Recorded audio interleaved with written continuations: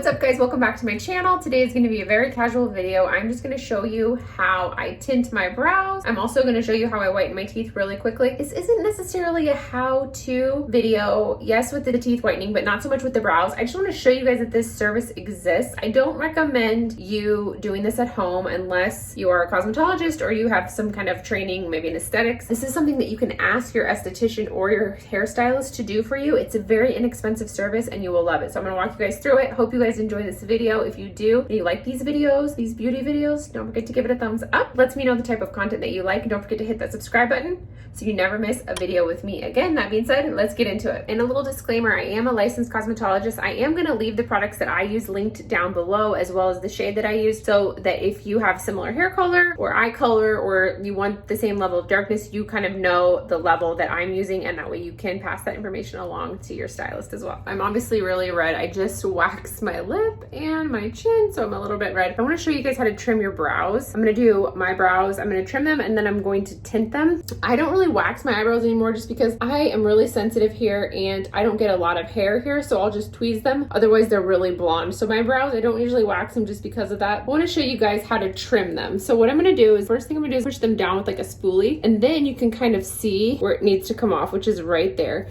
And it's really important that you go down with the brows. You don't want to go up like this and then trim, because sometimes brows are weird and they lay kind of in a downward motion. And if you trim them while they're up like that and then you go to comb them like how you normally would wear them, sometimes you'll get little like divots. And as you can see, I had microblading done and it's kind of faded out. So that's what that little cast is there. Otherwise, there's nothing on my brows. And then a good tip when you're drawing in your brows or trimming is you want to make sure, this goes for waxing as well, this is where your brow should start. If you're looking at your pupil, this is where your arch should be. And if you go out from the corner of your eye when you're drawing your brows on, that's where it should end. So when I'm drawing my brows, I do take it down a little bit. You can see how mine gets kind of, you know, it kind of fades out there. So when I'm drawing them on, I do come down just a touch. So that's a little tip. Inside the nose, pupil, and then just outside your eye. So let's trim these up. I'm gonna go ahead and go down with them like this. As you can see, mine are pretty long. They get long before they really get in need of wax. And now I'm gonna go in with scissors. I'm not gonna do this on camera because I wanna be careful, but I'm normally gonna go up like this, and I'm just gonna follow that line as I cut. And normally I use my hair shears, but I'm at home and they're at work, so I'll make these work. Okay, so I wanna show you guys the difference. So these have been trimmed, and this has not. So you can see how they're just kind of crazy through there. Okay, now I want to show you, this is what both sides look like once I've trimmed them, and now I'm going to kind of brush them up and kind of check. The other thing is sometimes you get really long brows through here. Now this is the only area right there that I will brush up, and I'll see if I need to trim any off. And actually they're not too long right now, so I'm actually gonna leave those because I do like to wear a fuller brow. And now I'm gonna go ahead and tint them. Tinting is a great way to create kind of low maintenance brows if you're not wanting to draw them on. Tinting them helps to darken them so that you're not having to do as much work when you draw them on. And the other great thing about tinting is it's very inexpensive. Typically it's anywhere between $15 to $30 depending on where you go, and it lasts about 2 to 3 weeks or so. So I'm gonna go in, I'm gonna be using 7-1, which is like a dark blonde ash base. And I'm gonna put those on, and I just like to watch them.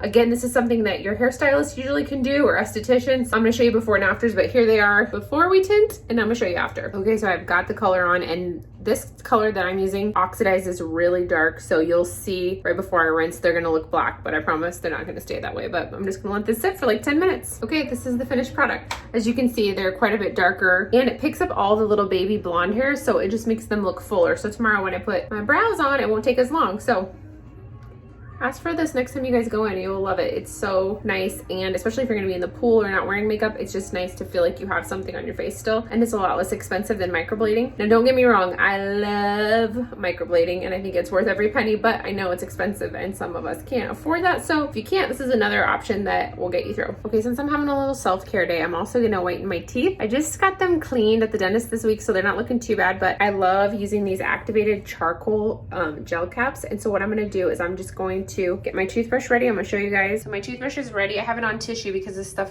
is messy. You can get this in toothpaste, but it's a lot less expensive to just buy a big jar of the activated charcoal. I'll leave the one I like the best. You can get it pretty much anywhere. And then I'm just gonna pull this apart and open it up and dump it on my toothbrush. Okay, that's what it looks like when you get it on the toothbrush, and you're just gonna be very careful when you pick it up and put it in your mouth. Don't turn the toothbrush on till it's in there because it will get messy.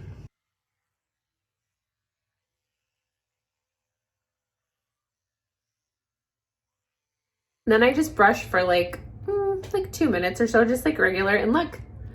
Nice, right? And if you can do this a couple times a week, and the thing I love about it is it doesn't have the harsh chemicals and it doesn't make your teeth sensitive. Another thing I like to do is oil pulling. Oil pulling takes a little longer, and this is sometimes nice because it's quick. So if you're a red wine lover like myself or a coffee drinker, get yourself some activated charcoal. It's awesome. You'll love it. Thank you so much for clicking on this video, guys. I appreciate you taking the time to watch. Leave a comment below if there is a beauty struggle that you're having or a video idea that you'd like to see. I would love to take some requests. I appreciate you guys watching. Thank you so much. Have a good day. Bye.